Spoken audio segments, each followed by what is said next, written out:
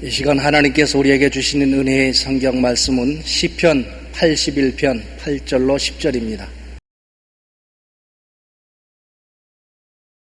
내 백성이여 들으라. 내가 내게 증거하리라.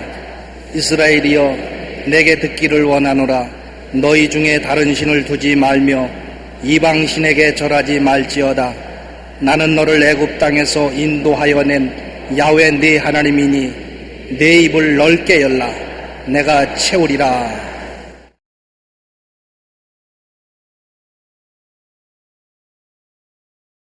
오늘 저는 여러분과 함께 내 입을 넓게 열라는 제목으로 말씀을 나누겠습니다. 어떤 정신 및 지체 장애인의 아버지의 말한 것을 읽어본 적이 있습니다. 이 장애인은 이미 어른 나이가 되었음에도 불구하고 정신적으로는 어린아이와 같았습니다. 또 신체가 부자유하여 스스로 전혀 생활할 수가 없었습니다. 늘 나이 잡수신 아버지가 대소변 받아내 주셔야 하고 그러고 목욕을 시켜주었습니다. 밥도 아버지가 입에 넣어서 대신 씹어가지고서 그 아들에게 입에 넣어주었습니다. 아버지가 씹어져 넣어주지 않으면 이빨이 하나도 없어서 먹지도 못합니다. 아버지는 한편 생활 꾸려나가랴 또 다른 편으로 장애 아들을 돌보랴 너무 힘들어 죽고 싶은 생각이 여러 번 났다고 말했습니다. 그래도 아버지만 보면 이 장애 아들이 한박 웃음을 웃고 온몸을 털면서 좋아서 버둥대는 것을 보면은 그만 마음에 한없이 불쌍한 생각이 솟아오르고 사랑이 가슴을 메워 도저히 그 자식 때문에 죽을 수가 없다는 것입니다. 기자가 그 아버지에게 어떻게 이 삶을 감당하느냐고 물었을 때 아버지는 다 이것이 운명이지요. 내 아들은 사랑받기 위해 태어난 운명이고 나는 아들을 사랑하기 위해서 태어난 운명이니 누구를 탓하겠습니까? 운명대로 살아야지요. 그렇게 대답했다고 합니다. 저는 이 기사를 읽고 가슴이 뭉클했습니다. 우리 인생도 마찬가지입니다. 하나님 아버지는 사랑하기 위해 계시고 인간은 하나님의 사랑을 받고 살 운명입니다. 오늘 인간의 모든 불행은 인간이 하나님의 사랑을 거부하고 자기 중심에 서서 자력으로 살려고 하기 때문에 생긴 것입니다. 우리가 알아야 될 것은 첫째, 하나님은 사랑이시라는 것입니다. 사랑의 성품은 항상 주는 것입니다. 사랑이 내게 달라고 하는 것 있습니까? 사랑은 항상 주는 것입니다. 부모님은 자식을 사랑하기 때문에 모든 것을 자식에게 다 줍니다. 남편이 아내를 사랑하면 아내에게 모든 것을 다 해주는 것입니다. 우리가 나라를 사랑하면 나라를 위해서 무엇을 하고 늘 생각하고 나라를 위해서 헌신을 하게 되는 것입니다. 하나님은 우리를 사랑하시기 때문에 만물을 지으시고 에덴을 예비하셔서 아담에게 주셨습니다. 빛을 지으셔서 주시고 궁창을 만드셔서 주시고 땅, 바다, 식물, 일월, 성신, 물고기, 새, 육주, 기는 것, 짐승 모든 것 다 만들어서 아담에게 주셨습니다. 왜? 하나님은 사랑이시기 때문인 것입니다. 창세기 2장 8절에 야훼 하나님이 동방의 에덴의 동산을 창설하시고 그 지으신 사람을 거기에 두셨다고 했는데 아름다운 에덴 동산도 하나님이 만들어서 주셨습니다. 그러나 사람은 하나님을 배반하고 하나님 없이 스스로 살겠다고 했습니다. 하나님 사랑받지 않고 스스로 살겠다고 독립을 선포하고 하나님을 반역했습니다. 그러나 타락한 인간의 구원을 위해서 하나님은 외아들을 또 예비해서 주셨습니다. 고린도후서 5장 21절에 하나님이 죄를 알지도 못하신 자로 우리를 대신하여 죄로 삼으신 것은 우리로 하여금 저희 안에서 하나님의 의가 되게 하려 하심이라고 말씀하셨습니다. 요한 1서 4장 10절에 사랑은 여기 있으니 우리가 하나님을 사랑한 것이 아니요 오직 하나님이 우리를 사랑하사 우리 죄를 위하여 화목제로 그 아들을 보내셨음이라고 말씀한 것입니다.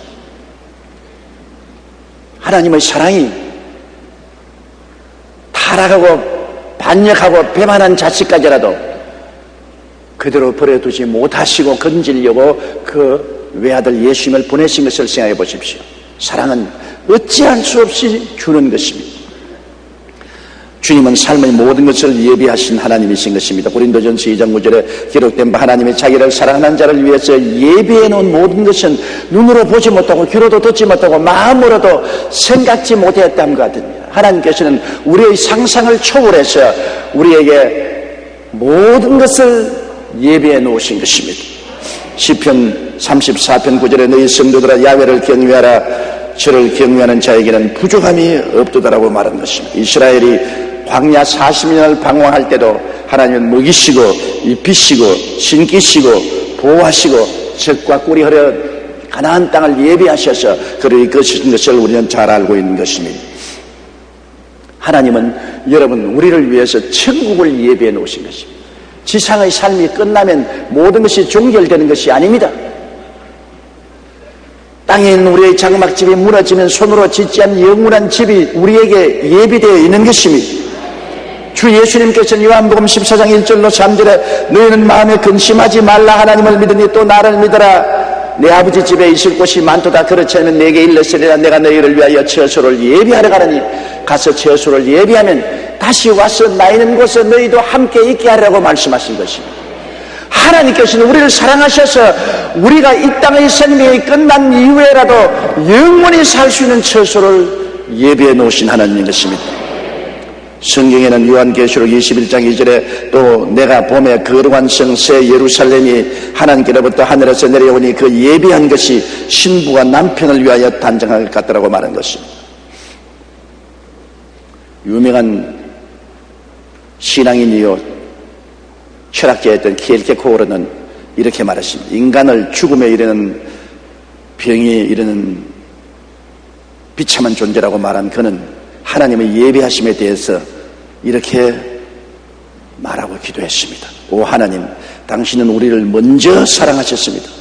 우리는 그것을 역사적인 관점으로 생각해서 하나님께서 우리를 과거의 어느 한 시점부터 사랑하신다고 생각했습니다. 그러나 하나님께서는 우리를 먼저 사랑하시되 한순간도 쉼없이 일생에 걸쳐 매 순간 우리보다 먼저 사랑해 주셨습니다. 아침에 일어나 우리 영혼이 하나님께 나아갈 때 하나님은 그곳에 먼저 와 계셔서 우리를 사랑하십니다. 새벽에 일어나자마자 내 영혼이 기도 가운데 나아갈 때 하나님은 나보다 먼저 그곳에 와서 계셔서 나를 기다리고 사랑해 주십니다. 복잡한 일상에 물러나와 내 영혼이 하나님께 나아갈 때 하나님은 거기서조차 먼저 와 계시고 또한 영원히 계십니다. 길게 고른 말하기를 하나님은 언제나 우리보다 먼저 와서 우리를 위해서 예비하시고 사랑하시는 하나님이라는 것입니다.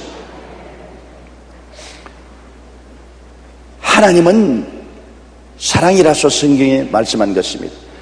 하늘의 태양이 365일 항상 이 땅에 비추어 주십니다. 그 태양의 따뜻한 온기가 아니면 아무 동식물도 살아갈 수가 없습니다. 그와 같이 하나님은 365일 동안 항상 우리를 사랑해 주신 것입니다. 사랑이기 때문에 우리에게 늘 영혼이 잘 되고 범사에 잘 되며 강건하고 생명을 얻되 넘치게 얻도록 하시려고 노력하는 것이 하나님인 것입니다. 그러므로 하나님은 우리에게 말씀하십니다. 나를 향하여 내 입을 넓게 열라. 내가 채우겠다고 말씀하시는 것입니다. 믿음을 가지고 소망을 가지고 사랑을 가지고 하나님을 향하여 입을 넓게 열면 하나님은 쉬지 않고 채워주시는 하나님이신 것입니다. 둘째, 우리가 예수님의 은혜를 생각해 보십시오. 은혜란 값없이 복을 선물로 주시는 것이 아닙니까? 하나님이 사랑을 주시면 예수님을 통해서는 은혜를 베풀어 주시는 것입니다. 하나님이 우리에게 아무런 대가를 요구하지 아니하시고 우리에게 값없이 복을 주시는 것입니다. 타락의 굴레를 벗기 위하여 예수님께서는 인간으로 오셨습니다. 인간이 타락의 굴레에 노예가 되어서 몸부림칠 때 이를 벗기기 위해서 주님이 타락한 인생의 모양으로 그 타락의 굴레 속으로 들어오셔서 그를 벗게 만들어 주신 것입니다. 타락한 인간의 죄가를 대신 지시고 죽음으로 청산하시고 값없이 구원을 선물로 주신 것입니다. 구원을 값을 주고 살 수도 없고 노력해서 얻을 수도 없고 고행으로 취할 수도 없습니다. 구원은 주님께서 우리의 죄악의 굴레를 덮어 쓰시고 십자가에 올라가서 고난당하여 그를 꺾으시고 주님께서 해방과 자유를 주시고 우리에게 선물로 주신 것입니다. 에베소 2장 8절에 너희가 그 은혜를 인하여 믿음으로 말미암아 구원을 얻었나니 이것이 너희에게서 난 것이 아니요 하나님의 선물이라고 말하는 것입니다. 얼마나 좋은 선물입니까? 크리스마스 선물 비교할 수 없습니다. 새 선물 어떻게 비교합니까? 우리에게 영원한 생명을 선물로 하나님이 주신 것입니다. 그리고 주님은 우리가 예수 그리스도를 구주로 모실 때 그 안에서 새로운 피조물로 만들어 주신 것입니다. 누구든지 그리스도 안에 있으면 새로운 피조물이라 이전 것은 지나갔으니 보라 새 것이 되었다. 우리를 새롭게 만들어서 새롭게 삶을 단장시켜 주신 것입니다. 예수를 믿고 무엇이 새로워졌느냐고 묻는 사람이 있습니다. 예수님 안에서 옛사람은 청산되고 새 사람으로 변화되었을 때 하나님은 우리에게 용서와 의와 영광의 옷을 입혀 주었습니다. 거룩함과 성령 충만의 옷을 입혀 주었습니다. 치료와 건강의 옷을 입혀 주었습니다. 아브라함의 축복과 형통의 옷을 입혀 주었습니다. 부활과 영생과 천국의 옷을 입혀 주었습니다. 썩어지고 냄새나고 부패한 옛날 옷을 벗어서 던져버리시고 주님께서 우리에게 새로운 피조물을 만들어셔서 새로운 영광스러운 옷을 입혀 주신 것입니다. 여러분 옛날 옷을 입고 살지 않습니다. 그리스도로 새롭게 옷 입은 것입니다. 이제 의로운 사람, 영광스러운 사람이 되었습니다. 거룩하고 성령 충만한 사람이 되었습니다. 치료받고 건강한 사람이 되었습니다. 저주에서 해방을 얻고 아브라함의 축복과 형통을 얻은 사람이 된 것입니다. 부활과 영생과 천국인이 되어버린 것입니다. 거기에 보태어서 주님은 3대 재앙에서 3중 축복의 영광스러운 모습을 주셨습니다. 아담이 타락함으로 말미암아 이 세상에 죽음을 가져오고 저주를 가져오고 질병과 파멸을 가져왔지만 예수님 십자가에서 죄를 용서하시고 저주를 제하시고 사망을 철폐하시고 영혼이 잘되고 범사에 잘되며 강건하고 생명을 얻되 넘치게 얻는 새로운 우리의 모습을 허락하여 주신 것입니다. 그리고 우리에게 아름다운 지위를 주셨습니다. 우리를 택하신 족속이란 지위를 주셨습니다. 만민 중에 주님이 택하여 세운 사람, 왕같은 제상으로 삼아주셨습니다. 생명 안에서 예수님과 함께 왕노릇하고 하나님과 더불어 살 수 있는 제사장의 위치를 주었고 거룩한 나라를 만들어서 하나님이 친히 와서 다스리시는 나라가 되고 그의 소유된 백성으로 하나님이 품에 품고 보호하고 지키고 돌보는 백성으로 만들어주신 것입니다. 그렇기 때문에 성경에는 내 입을 넓게 열라 내가 채우리라고 말씀하는 것입니다. 예수님을 통해서 이 놀라운 삶을 우리에게 주신 하나님은 우리에게 끝없는 은총으로 채우기를 원하시는 것입니다. 로마서 8장 32절에 자기 아들을 아끼지 아니하시고 우리 모든 사람을 위하여 내어주시니가 어찌 그 아들과 함께 모든 것을 우리에게 은사로 주시지 아니하시겠느냐. 마태복음 7장 11절에 너희가 악한 자로도 좋은 것으로 줄 줄 알거든 하물며 천부께서 구하는 자에게 좋은 것으로 주지 아니하시겠느냐. 그러니 우리가 하나님을 향해서 입을 넓게 열 수밖에 없습니다. 왜? 하나님은 좋은 것으로 채워주시기를 위해서 기다리고 계시기 때문인 것입니다. 우리는 시골에서 자랄 때 보면 항상 봄에 강남 같은 제비가 돌아와서 집 처마에 제비집을 짓습니다. 열심히 흙을 물어다가 집을 짓고 난 다음 알을 낳고 새끼를 깔면 엄마가 열심히 댕기면서 엄마 아빠가 벌레를 갖다 먹이는 것입니다. 그런데 그 제비 새끼들 중에 어떤 것은 토실토실하고 어떤 것은 비실비실합니다. 그 왜냐? 어미가 먹이를 먹을 때 힘껏 입을 여는 놈은 제일 많이 얻어먹습니다. 제비는 새끼의 이름을 모릅니다. 그러므로 어느 놈에게 먼저 먹였고 그 다음엔 다음 놈 먹이고 다음 놈 먹여야 될 숫자 개념이 없기 때문에 언제나 먹이를 물고 와서 입을 넓게 여는 놈부터 먼저 주는 것입니다. 그래서 입을 넓게 안 여는 놈은 잘못 얻어먹어서 비실비실하고 입을 넓게 여는 놈은 토실토실합니다. 우리도 한 가지요.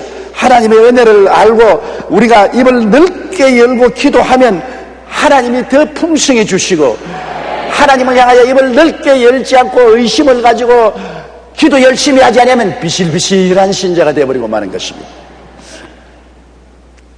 하나님은 놀라운 변화의 역사를 베풀어 줍니다. 우리나라에 기독교가 처음 들어오실 때 고찬익이라는 사람이 있었습니다. 그는 평안도 안주 출신의 갓바치로 전형적인 노름꾼의 사기꾼의 술꾼이었습니다. 관가에서 수없이 잡혀가서 매를 하도 맞았기 때문에 나중에는 벙어리가 되어버리고 말았습니다. 얼마나 때렸기에 벙어리가 됐습니다. 옛날에 인권이 있습니까? 잡혀가면 안 죽으라고, 안 죽을 만큼 때리지 않아요.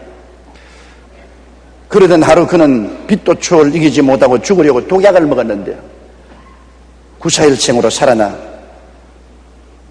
사람이 반병신이 되어 있는데 그때 우리나라에 와 있던 미국 출신의 게일 선교사가 전도를 했습니다. 게일 선교사는 그에게 야곱의 이야기가 기록되어 있는 내 이름이 무엇이냐는 전도지를 하나 주었어요.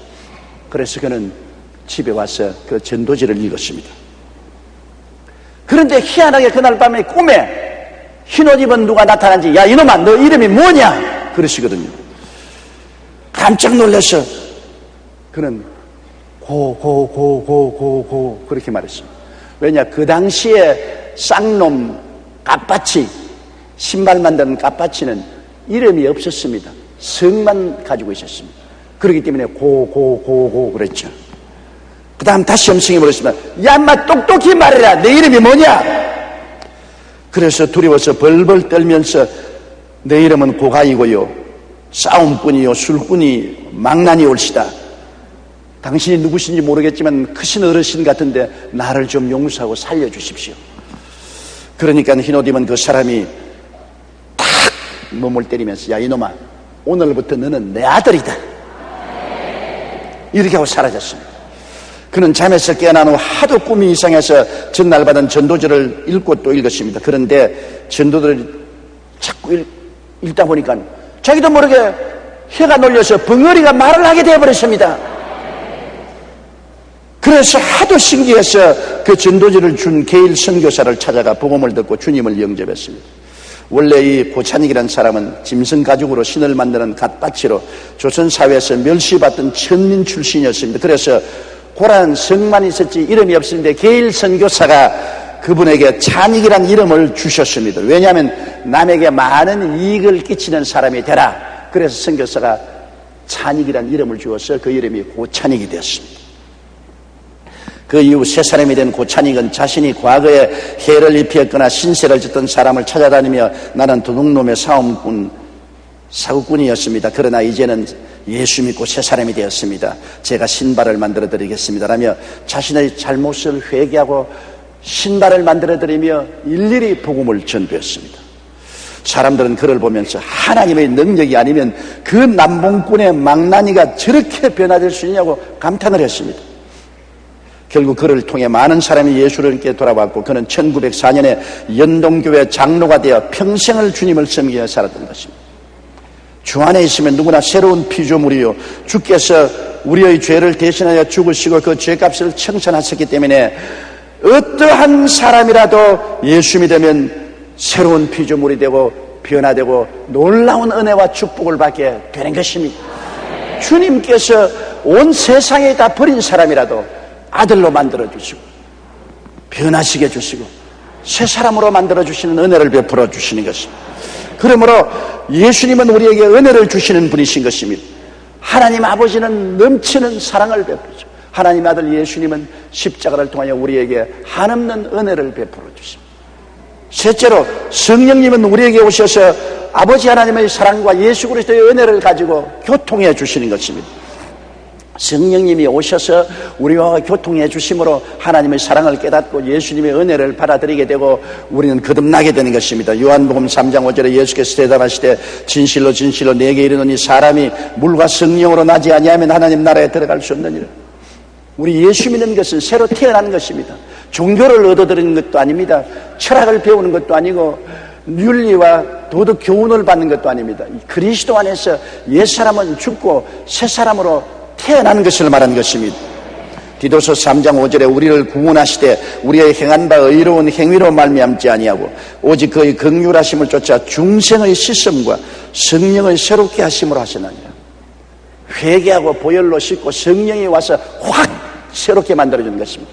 성령이 완전히 거듭나게 만들어주는 것입니다. 저는 한 기독교 잡지에서 불신자 남편과 살던 자매님의 간증을 읽고 크게 감동을 받은 적이 있습니다. 이 자매님의 남편은 교회 다니지 않고 오직 사업과 돈 버는 데만 몰두해서 전혀 하늘나라에는 관심이 없었습니다. 자매님은 그 남편의 구원을 위해 오랫동안 기도했습니다. 그런데 하루는 남편이 갑자기 부인을 따라 오늘 나도 교회에 나가겠다고 했습니다.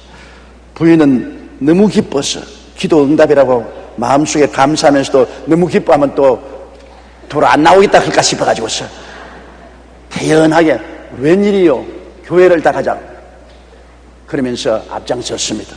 남편이 따라오는데 그는 계속 속에서 기도했습니다. 성령님, 성령께서 제 남편의 마음을 변화시켜 주옵소서. 말씀을 들을 때 깨닫고 회개하고 변화받게 해 주옵소서. 그는 교회 가는 발걸음이 어떻게 옮겨진지 알 수가 없었습니다. 그렇게 기도하면서 교회에 나왔습니다. 그런데 그날따라 설교 말씀에 너무 부인은 낙심했습니다. 목사님이 창세기 5장 말씀을 했는데 누가 누구를 낳고 죽었더라, 누가 누구를 낳고 죽었더라, 누가 누구를 낳고 죽었더라. 아담이 셋을 낳고 죽었더라, 셋이 에노스를 낳고 죽었더라, 에노스가 게난을 낳고 죽었더라. 낳고 죽은 이야기만 자꾸 합니다. 부인이 앉아서 아이고 답답하라, 아이고 모처럼 남편을 모시고 나왔는데 늘 낳고 죽고 하는 이야기만 하느냐, 이 좋은 말씀 다 주고 왜 그 말을 하냐. 그래서 마음이 말로 다 할 수 없이 답답했습니다. 자매님은 낙심하고 우리 남편이 다시는 교회를 안 나올 것이다, 이런 설교를 듣고 누가 교회를 나오겠느냐. 그런데 다음 주일날 이제 남편 보고 교회 가자는 말도 하지 못하고 눈치만 살피면서 준비하니까 나도 간다 그러더랍니다. 그래서 남편을 모시고 나왔는데 그 다음 주간에는 예수 믿겠다고 일어나서 마음에 회개하고 작정을 하셨습니다. 그 부인은 너무 놀라서 남편이 물었습니다. 여보, 어떻게 예수님을 믿을 생각이 났습니까? 첫날에 죽고 태어나고 죽고 태어난 이야기만 들었는데. 그러니까 여보, 나는 장사한다고 너무나 정신이 없어서 태어나는 것도 모르고 죽는 것도 몰랐어. 그런데 그날 보니까 목사님이 늘 하는 말이 누가 태어나서 죽었고 누가 태어나서 죽었고 누가 태어나서 죽었다. 내가 느낀 것은 인생은 태어났다가 죽는구나. 나도 태어났으니까 죽을 날이 오는 것이니까 장사만 하지 말고 죽을 준비도 해야 되겠구나, 깊이 깨달았다는 것입니다. 성령이 얽지 않으면 태어나고 죽었다는 말만 해도 은혜가 되는 것이라고. 진리를 깨닫게 하신 이는 성령님이신 것입니다. 사람의 생각으로는 대도 않은 소리 같지만은 성령은 그 말씀을 가지고 우리 영혼을 변화시켜 주시는 것입니다. 성령은 우리를 거듭나게 하실 뿐 아니라 우리를 도와주십니다. 진리를 깨닫도록 도와주시고 인도해 주시고 능력을 주시고 변화시킵니다. 요한복음 16장 13절에 보면 진리의 성령이 오시면 그가 너희를 모든 진리 가운데로 인도하시리라. 하나님의 말씀 창세기부터 계시록까지 우리가 다 어떻게 합니까? 옛날에 불광동에 있을 때 점치는 아주머니에게 제가 성경을 주었더니 얼마 있다가 성경을 돌아가지고 와서 못 읽겠다고. 공짜로 드렸는데 왜 못 읽으니까 하나님이 잔소리가 너무 많아서 도저히 모르겠다고. 그 거룩하신 분이 거룩하게 몇 마디만 말씀하지 무슨 잔소리가 그렇게 많냐고. 왜? 무당 노릇하던 아주머니가 하나님 성경을 깨달을 택이 있어요. 성령이 오셔야죠. 그런데 그분이 나중에 회개하고는 얼마나 성경을 읽고 깨닫고 그 아들을 목사까지 만드는 것입니다. 성령이 오시면 진리로 이끌어 주시는 것입니다. 고린도전서 2장 12절에 우리가 세상의 영을 받지 아니하고 오직 하나님께로 온 영을 받았으니 이는 우리로 하여금 하나님께서 우리에게 은혜로 주신 것을 알게 하려 하십니다. 성령은 은혜로 주신 것을 우리가 알도록 도와주시는 것입니다. 성령의 도우심이 없이는 우리가 올바른 신앙생활을 할 수가 없습니다. 우리는 예수 그리스도를 믿고 이 험한 세상에 태어나서 살기 위해서는 우리 눈에 안 보이는 성령께서 우리 도우미로 오셔서 모든 삶을 도와주시는 것입니다. 성령과 함께 사는 것이 신앙생활인 것입니다. 성령이 있음도 알지 못한 사람은 결코 성령에 온 신앙생활을 할 수 없습니다. 우리 알지 못하게 성령은 우리를 거듭나게 하시고 우리를 깨닫게 하시고 우리를 알게 하시고 우리를 도와주시는 것입니다. 저는 초등학교 때 굉장히 다름질을 잘했습니다. 100m 경기는 1학년 때부터 6학년 졸업할 때까지 1등 하는 것은 따놓은 다정사람입니다. 운동회 할 때 언제나 제가 났으면 조영기는 1등 했다고 그랬습니다. 그렇게 잘 뛰었습니다. 그런데 한 번 운동회 때 제가 꼴찌를 한 적이 있습니다.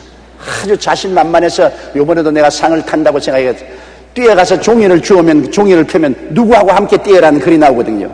그럼 뛰어와서 그분하고 함께 뛰는데 당하게 제가 제일 먼저 뛰어나가서 종이를 딱 주워주니까 할머니하고 같이 뛰어라 그러면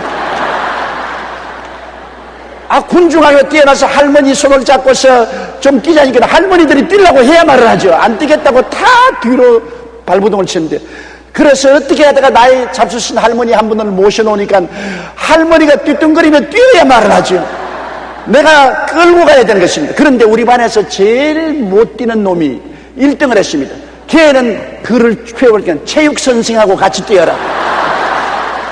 체육선생이 걔를 안고서 뛰었는데 1등을 해버렸습니다. 그 기억이 늘 마음속에 사라지지 않습니다. 인생을 누구하고 함께 뛰느냐가 얼마나 중요한지 몰라요. 할머니와 함께 뛰는 사람과 체육선생하고 함께 뛰는 사람이 누가 잘 뛰겠습니까? 인생을 여러분 이 세상에 혼자 뛰려고 하지 마십시오. 하나님은 여러분에게 성령과 함께 뛰어라고 말씀하시는 것입니다.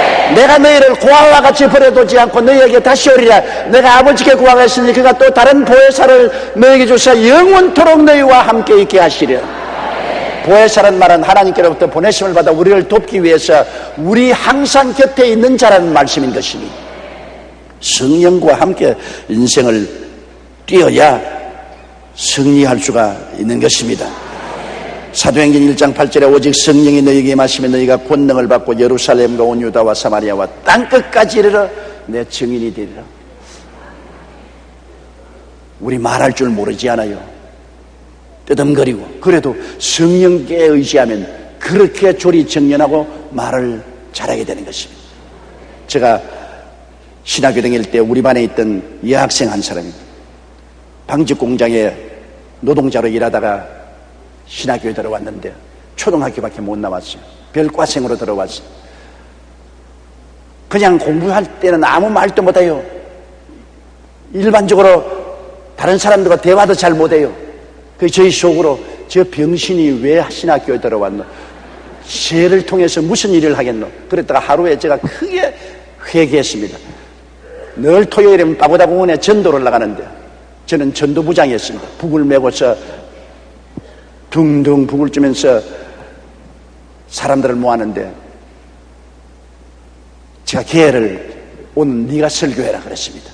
내 속으로는 죽을 쏘아도 완전히 팥죽을 쏠 것이라고 생각하고 내가 설교라 딱 서서 설교하는데 지금도 그 모습이 되게 보입니다. 얼굴이 빨갛게 되더니만 그냥 입을 여는데 폭포수같이 하나님 말씀을 전가하는데 사람들이 다 듣고 박수를 치고 그러더라고요. 와, 제가 도저히 눈을 믿을 수 없고 귀를 믿을 수가 없어요. 저 병신이 어떻게 저렇게 설교를 잘하느냐. 강단에서 내려오고 난 다음에는 여전히 병신이에요. 나중에 알고 보니 걔는 성령이 충만한 애라. 기도할 때 성령이 충만하고 방언으로 기도하며 하나님과 교통하는 애였습니다. 나중에 목사 사모가 되었지만 놀라운 은혜가 역사에서 성령이 오시면 상상을 초월한 능력을 준다는 것을 저는 그때 깨달았습니다. 하나님의 성령은 능력을 주시고 우리의 생활에 변화를 가져와 주시는 것입니다. 에베소 4장 24절에 하나님을 따라 의와 진리의 거룩함으로 지으심을 얻은 새 사람을 입어라. 우리가 새 사람이 될 수가 없습니다. 우리 힘으로 어떻게 새 사람이 되어요? 그러나 성령이 우리를 꾸짖고 달래고 위로하시고 가르치고 격려해 주셔서 우리를 새 사람이 되도록 변화시켜 주시는 것입니다. 노예가 고치 안에 들어가서 있다가 나비기다 되어 나오는 것처럼 우리 속에 점점 변화시키는 능력이 나타나도록 성령께서 역사해 주시는 것입니다. 넷째로, 그러면 하나님의 사랑과 예수님의 은혜와 성령님의 도우심으로 살 운명이면 우리가 어떻게 마음을 가다듬어 살아야 되겠습니까? 우리는 예수 믿는 사람은 운명적으로 하나님의 사랑과 예수님의 은혜와 성령님의 교통을 가지고 살아야만 하는 것입니다. 마치 오늘 제가 이야기해 드린 것처럼 불구자의 아들이 별 도리 없이 아버지의 사랑을 받고 살아야 될 운명인 것처럼 우리는 하나님의 사랑과 예수님의 은혜와 성령님의 교통을 받아서 살 운명인 것입니다. 그러므로 우리가 알아야 될 것은 인간은 자기 주체로 스스로 살 수 없다는 것을 알아야 된다는 것입니다. 내 중심으로 내 힘으로 살 수 있다고 생각하는 그 생각을 버려야 됩니다. 에레미야 2장 13절에 내 백성이 두 가지 악을 행하였나니 곧 생수의 그런 데는 나를 버린 것과 스스로 웅덩이를 판 것인데 그것은 물을 저축지 못할 터진 웅덩이라. 그러므로 우리 인간 존재 형식을 잘 알아야 돼요. 여러분, 성경에는 사람을 성전이라고 말했습니다. 이 성전, 우리가 이 성전이라면 성전은 자체적으로 의미가 없어요. 성전은 성령이 와서 거하셔야 성전이 되는 것입니다. 내용이 있어야 돼요. 텅 빈 공간만 있으면 그것은 성전이 아닙니다. 우리는 성전같이 내용을 가져야 될 존재인 것입니다. 우리 속에 아버지와 아들과 성령님을 모시고 살아야 될 운명인 것입니다. 고린도전서 6장 19절로 20절에 너희 몸은 너희가 하나님께로부터 받은 바 너희 가운데 계신 성령의 전인 줄을 알지 못하느냐. 너희는 너희 것이 아니라 값으로 산 것이 되었으니 그런즉 너희 몸으로 하나님께 영광을 돌려라. 또 인간은 하나님을 모시는 질그릇이라고 말했습니다. 그릇은 내용물을 담아야 그릇이지 내용이 없는 그릇은 아무 소용이 없지 않습니까? 고린도후서 4장 7절에 우리가 이 보배를 질그릇에 가졌으니 이런 능력의 심히 큰 것이 하나님께 있고 우리에게 있지 아니함을 알려 하십니다. 그릇입니다. 우리 내용은 아버지와 아들과 성령이 담아 있어야 되는 것입니다. 또 포도나무와 가지라고 말했습니다. 예수님은 포도나무요, 우리는 가지인데 우리는 포도나무에 붙어 있어야 습기와 양분을 받아서 살 수 있지, 포도나무에서 떨어지면 우리 스스로는 살아갈 수가 없습니다. 우리는 끊임없이 그리스도에게 붙어 있어야 돼요. 요한복음 15장 5절에 나는 포도나무요 너희는 가지니 제가 내 안에 내가 저 안에 있으면 이 사람은 과실을 많이 맺나니 나를 떠나서는 너희가 아무것도 할 수 없습니다. 그러므로 우리는 하나님 아버지와 아들과 예수님을 성령님을 모신 성전이요 하나님과 아들과 성령을 모신 그릇이요 우리는 예수 그리스도에게 붙어있는 가짐으로 어찌할 도리 없이 하나님과의 관계를 잘 맺지 않고는 살아갈 수가 없습니다. 성경에는 내 입을 넓게 열라 내가 채우려 했으니, 그러기 때문에 우리들은 성전같이 큰 빈 공간으로 입을 넓게 열고 아버지의 사랑과 예수님의 은혜와 성령의 교통을 받아들여야 되고, 그릇같이 오므라진 그릇이 아니라 활짝 펼쳐진 그릇이 되어서 아버지와 아들과 성령을 그릇 속에 담고 살아야 되고, 우리는 그리스도의 포도나무에 꽉 붙어 있어 가지고서 그리스도를 통해서 물기와 양분을 받아서 살아야 되는 것입니다. 그렇기 때문에 이제 우리가 살 때 생각을 바꿔야 되는 것입니다. 내 인간의 수단과 방법과 노력으로 내 힘으로 인생을 산다는 생각을 없애야 되는 것입니다.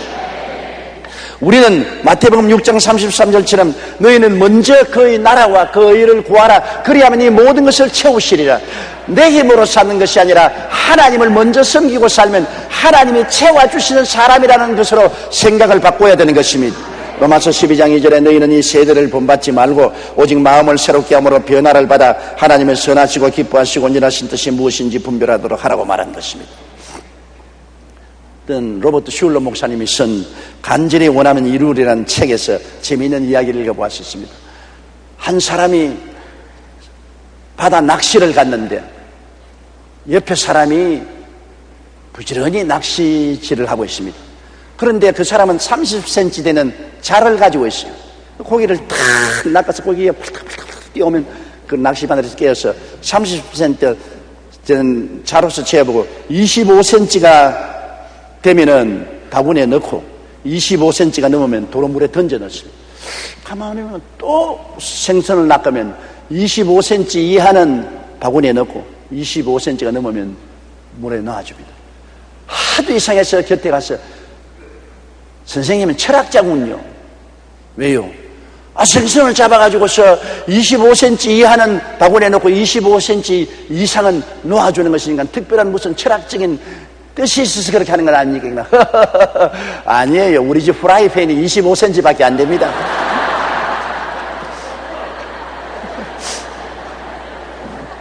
사람이 생각이 그렇게 굳어져 있으면 어떻게 합니까? 프라이팬이 25cm면 30cm 생선을 잡으면 반을 자르면 거기에서 요리할 수 있지 않아요? 그러나 그런 마음을 변화시킬 줄 모르고 꼭 전통적인 25cm만 있어야 된다고 생각하고 있는 것입니다. 우리 예수 믿는 사람은 그리스도 안에서 생각을 바꿔야 되는 것입니다. 내 스스로 인본주의로 인간의 수단과 방법으로 살지 않으면 못 산다고 생각하는 굳은 마음을 변화시켜서 그 나라와 그 일을 먼저 구하면 하나님이 모든 일을 도와주신다고 생각을 바꿔야 되는 것입니다. 우리는 늘 하나님 말씀을 듣고 읽고 묵상하고 마음의 생각이 바꾸어져야 되는 것입니다. 그리고 채우시는 하나님을 바라봐야 됩니다. 우리 스스로가 채우는 것이 아닙니다. 아버지가 태양빛처럼 비추어서 우리를 채워주시고 예수님이 십자가의 은혜로 채워주시고 성령이 교통으로 채워주시는 것입니다. 삼위일체 하나님이 우리에게 늘 채워주시는 것입니다. 그러므로 아버지와 아들과 성령을 바라보고 입을 넓게 열고 믿음의 기도를 드려야 되는 것입니다. 바라본다는 것 굉장히 중요하지요. 창세기 13장 14절에 야훼께서 아브라함에게 이르시되 너희 눈을 들어 너희 있는 곳에서 동서남북을 바라보라. 내 눈에 보이는 이 땅을 너와 내 자신에게 주리니 영원하리라. 바라보면 채워주시겠다는 것입니다. 창세기 15장 5절에도 하늘을 우러러 무별을 셀 수 있나 보라. 또 그에게 이르시되 내 자신이 이와 같으리라. 하늘의 별들을 헤아리고 바라보면 그 별들의 수와 같이 자손들을 주겠다는 것입니다. 우리가 채우시는 하나님을 늘 바라보면 하나님이 채우시는데 없는 것만 바라보고 절망만 바라보고 땅만 바라보면 아무것도 되지 않습니다. 눈을 들어 하나님을 바라보십시오. 그 한없는 사랑을 바라보십시오. 예수님의 그 끝없는 은혜를 바라보십시오. 성령님의 놀라운 교통을 바라보십시오. 하나님을 예비하고 찬미하십시오. 내 영혼아 야훼를 송축하라. 내 속에 있는 것들아 다 그 성호를 송축하라. 내 영혼아 야훼를 송축하며 그 모든 은택을 잊지 말지어다. 제가 내 모든 죄를 사하시며 내 모든 병을 고치시며 내 생명을 파멸해서 구속하시고 인자와 긍휼로 관을 씌우시며 좋은 것으로 내 소원을 만족해 하사 내 청춘으로 독수리같이 새롭게 하시는도다. 하나님을 바라보면 이와 같은 큰 변화가 다가오게 되는 것입니다. 그리고 하나님 앞에서 채워주시기를 구하십시오. 하나님, 나는 성전이니 성전을 채우시옵소서. 하나님이여, 나는 그릇이니 그릇을 채우시옵소서. 하나님이여, 나는 포도나무에 붙은 가지니 가지의 습기와 양분으로 채우소서. 하나님께 구해야 되는 것입니다. 예레미야 33장 3절에 너희는 내게 부르짖어라. 내가 내게 응답하겠고 내가 알지 못하는 크고 비밀한 일을 보여주리라. 에베소 3장 20절에 우리 가운데 역사하시는 능력대로 우리의 온갖 구하는 것이나 생각하는 것에 넘치도록 능히 하실 하나님이라고 말씀하고 있는 것입니다. 우리 한국에 종근당 제약회사라는 약 만드는 회사가 있죠. 종근당. 그 로고가 종입니다. 그 약회사의 로고가 종이에요. 왜 종근당 제약회사의 로고가 종입니까? 옛날 서대문 영천시장에는 콩나물 장수 아줌마들이 많기로 유명했는데 그 중에 신앙심이 매우 깊은 아줌마 한 사람이 있습니다. 그는 콩나물을 이고 시장에 나오기 전에 반드시 교회에 나가서 새벽기도를 드리고 나왔는데 그 새벽기도의 제목이 이겁니다. 하나님, 나는 콩나물 장수를 하고 살기 때문에 돈이 없어서 자식들을 원만히 공부시키지 못합니다. 그러나 내가 바라는 것은 내 자식들이 다 예수 잘 믿고 구원받아 하나님 잘 섬기고 하나님께 영광 돌리고 세상에 유익된 사람들이 되게 해 주시옵소서. 매일매일 콩나물을 이고 시장에 나오기 전에 그렇게 기도했습니다. 그런데 하나님께서는 그 콩나물 장수 아주머니의 기도를 들어서 자손들이 다 잘 되었어요. 다 훌륭한 대학을 나오고 출세했는데 그 자녀 중에 한 사람이 종근당 제약회사 사장이 되셨습니다. 그는 그 어머니의 간절한 새벽 기도를 통해서 그가 성공을 했다는 것을 알고 어떻게 하면 어머니의 은혜를 내 제약회사에 반영할 수 있을까 생각했는데 교회 종이 생각났습니다. 항상 새벽에 교회 종소리만 들리면 어머니가 교회 나갔으니까 내 약회사를 종으로서, 교회 종으로서 표시해서 어머니가 매일 종소리만 들리면 교회 가서 우리를 위해서 기도한 것을 기억하죠. 그래서 종근당 회사를 세울 때 회사 로고를 종으로 만들었습니다. 그 결과로 하나님이 많은 축복을 주었습니다. 하나님께서는 그 어머니의 간절한 부르짖음을 들어주신 것입니다. 너희는 내게 부르짖으라고 말하지 않습니까? 새가 입을 딱 벌려야 어미가 주지, 입을 벌리지 않고 쭈그려 있으면 못 얻어먹습니다. 하나님도 구하라 주실 것이요, 찾으라 찾을 것이요, 문을 두드리라 열릴 것이니 구하는 이마다 얻을 것이요, 찾는 이가 찾을 것이요, 문을 두드리는 이에게 열릴 것이라고 말한 것입니다. 구하지도 않고 찾지도 아니하고 두드리지도 아니하면 하나님이 도와주실 수가 없는 것입니다. 그리고 우리는 이 아버지 하나님의 사랑과 예수님의 은혜와 성령님의 감동 속에 끝없이 감사하면서 살아야 되는 것입니다. 우리 영혼이 건강하다는 표시는 감사와 찬송과 기쁨입니다. 내 영혼이 병들었다는 증거는 원망과 불평과 탄식과 좌절입니다. 아주 쉬워요. 내가 영적으로 병들었냐, 내 영적으로 건강하냐, 내 스스로가 시험해 볼 수 있는 것입니다. 내가 항상 감사하고 찬양하고 기뻐하고 긍정적이면 내 영혼이 건강하다. 원망과 불평과 탄식 그리고 좌절하면 내 영혼이 깊이 병들었다는 것을 아는 것입니다. 시편 22편 3절에는 이스라엘의 찬송 중에 거하시는 주여 주는 거룩하십니다. 찬송하면 그 가운데 하나님이 와 계시고 원망 불평 탄식하면 그 가운데 사탄이 와서 있는 것입니다. 다른 데 하나님이 계시고 다른 데 사탄이 있는 것이 아닙니다.